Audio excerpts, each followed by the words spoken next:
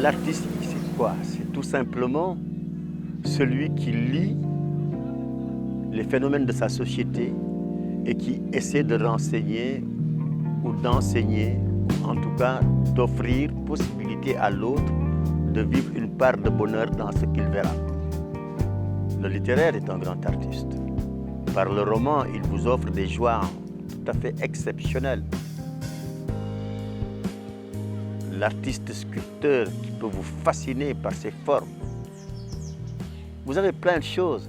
Rien ne le différencie de vous, de moi, d'un autre. Il n'est que dans le renseignement et l'enseignement.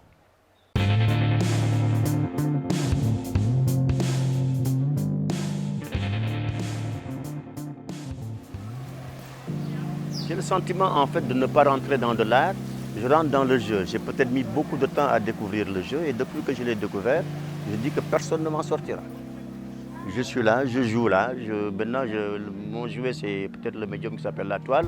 J'utilise les pinceaux comme les enfants peuvent utiliser le petit ballon ou la bicyclette. Mais je joue et je vais continuer à jouer. Toutes les belles choses au monde sont arrivées par le jeu.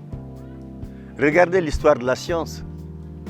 Aucune découverte scientifique ne s'est faite de manière sérieuse, là, cohérente, organisée, où on part du principe qu'on veut découvrir telle chose et qu'on y aille en mathématiques et en machin jusqu'à la fin d'un truc.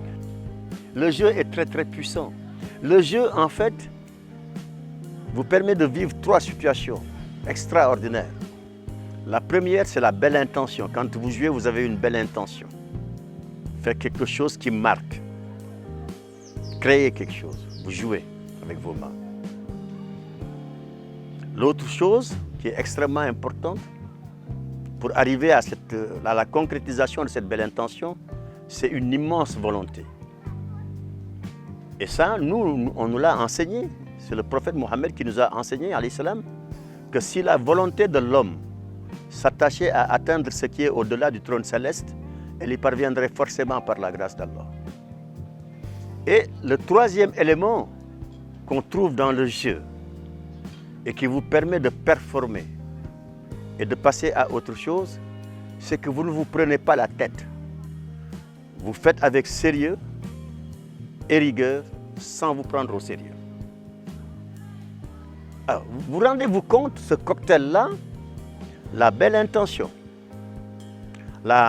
l'immense volonté et le fait d'apprendre à faire les choses avec sérieux et rigueur sans jamais se prendre au sérieux, quel que soit le domaine d'activité ou la filière ou ce que vous avez en tout cas envie de réaliser dans votre vie, si vous êtes habité par ces trois-là, vous y arriverez.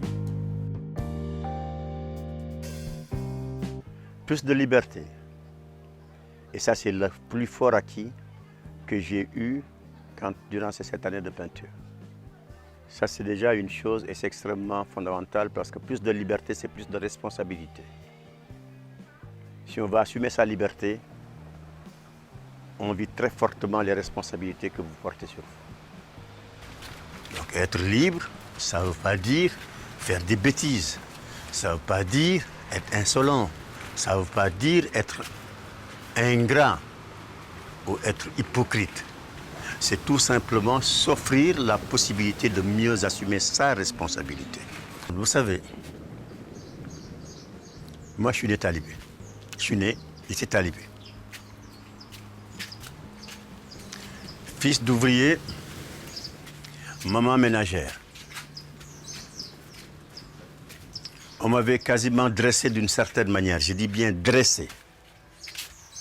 Et on était un petit peu dans ce que Balzac nous dit dans La fille aux yeux d'or. On se lève le matin, on se compose un visage. Il fallait être monsieur. Il fallait marcher d'une certaine manière. Dire bonjour d'une certaine manière. Compter le nombre de pas avant que quelqu'un accède à votre bureau, etc., etc. J'ai tout fait. Quand j'ai découvert l'art, quand j'ai découvert la peinture, plus rien de tout cela.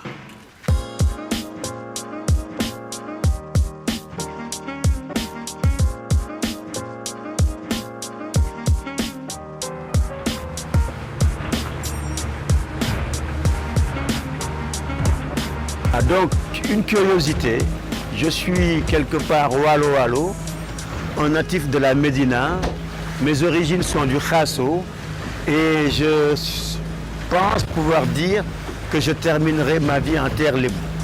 Bon, donc depuis la naissance jusqu'à ce jour, le génie est présent dans tout ce que je fais. Naturellement, 32 ans, 33 années de vie sur une île, c'est 50% du temps que je suis passé dans ce monde. Bon, voilà, 33 ans à Angor, c'est 33 ans de Ndeupe, 33 ans d'échange avec le rap, 33 ans de petites curiosités et de petits plaisirs. Bon, voilà, donc quand je parle du rap ici, je parle de Gorgui Maïmopone, on appelle le génie du Panthéon. J'aurais pu parler de Mam Guédiou, j'aurais pu parler de Mam Diaré Ayof ou de Kumba Kastel à Gorée. D'autant que certains m'ont qualifié d'amant imaginaire de ces 4 filles. Les 4 filles étant les 4 génies qui habitent ces compléments de la ville de Dakar dans la mer, qui sont Gorée, les îlots de la Madeleine, l'île de Ngor et l'île de Yoff. Voilà, je vis avec le génie et je me plais bien dans cette vie. Voilà. Un petit peu foufou, mais c'est bien, il faut être foufou pour bien vivre sur cette terre.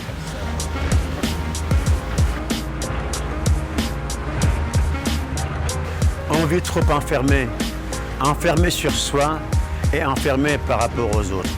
On a l'impression qu'aujourd'hui la vie est devenue une grande prison, mais une prison où les prisonniers sont réellement des consentants. Parce qu'en réalité, rien n'oblige personne à rester enfermé et sur soi et enfermé par rapport aux autres. Vous avez la chance, vous qui habitez le Sénégal, de vivre déjà dans un territoire où les 3/4 de la surface sont maritimes. Voyez-vous cet infini-là, qui vous offre tranquillité, qui vous offre douceur. Ses murmures soignent, son chant le soir soigne. Mais rares sont les Sénégalais qui quitteront leur espace fermé et cloisonné pour aller respirer en bord de mer. Parce que tout simplement, culturellement, on nous dit que ni géej gi dëkku rab yi la. Alors ba ñu bàyyi ko rab yi léegi ku bëggul rab yi doo ci profité man nag comme man may xaritu rab yi man sax rab la moi j'en profite au maximum. Je deviens fou pour les hommes, mais je suis bien avec mes amis, les rats. Je suis bien dans mon milieu.